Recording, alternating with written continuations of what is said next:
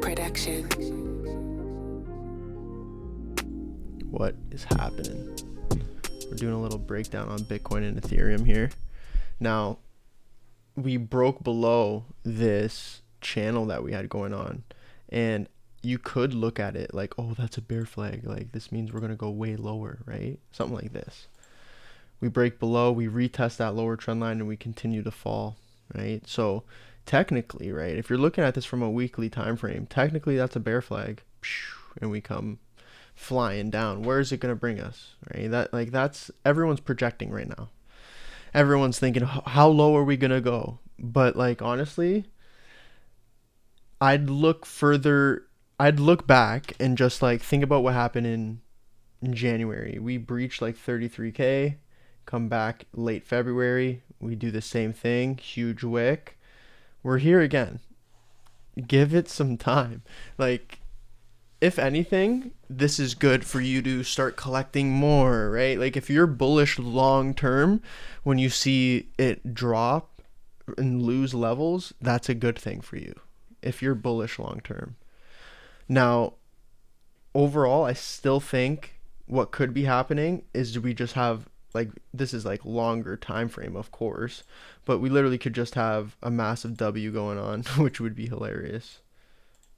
How many times are we going to double? We're going to double bottom down here on a monthly time frame and then absolutely rock it. Could happen. So I'm looking at that. I don't think we'll break below 30K, which is the Fibonacci target.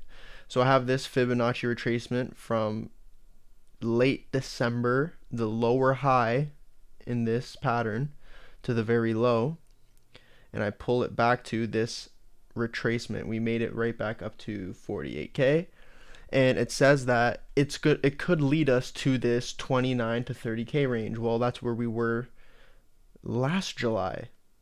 So wouldn't it be ironic if 2 years in a row in July we come right back into that zone and everyone's like, oh, it's gonna go to zero, it's over, this is done, and then the same shit happens where we get that rip. And I wouldn't be surprised. I know there's very interesting things going on with UST, Luna, TRX now too. Like, there's a bunch of coins that are basically using Bitcoin as collateral, and it's interesting. Like, again, I'm not looking too deep into it. Somebody definitely knows way more about that than I do. I'm just going off of things that I have read on blogs and Twitter and things like that.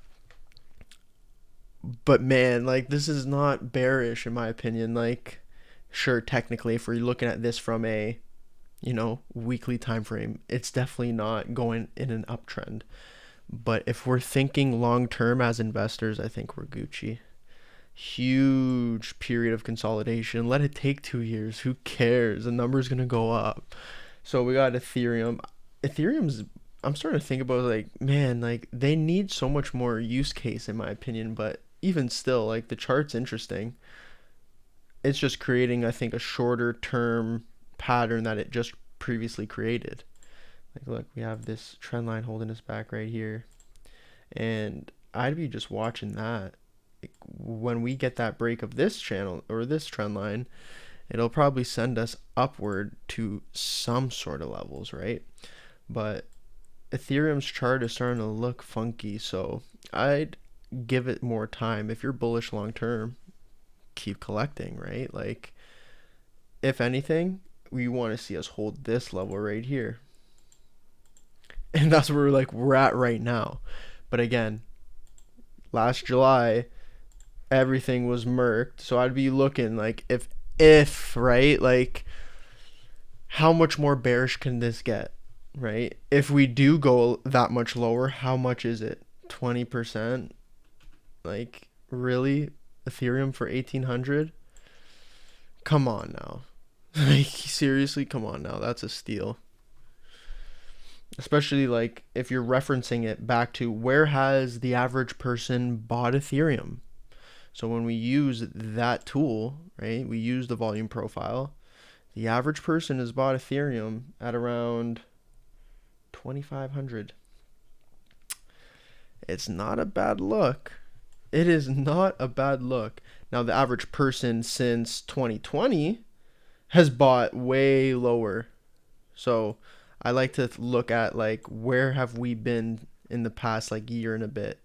2021, it's around 2600, which is a decent number. So anything below, you could look at that as maybe it's on sale right now.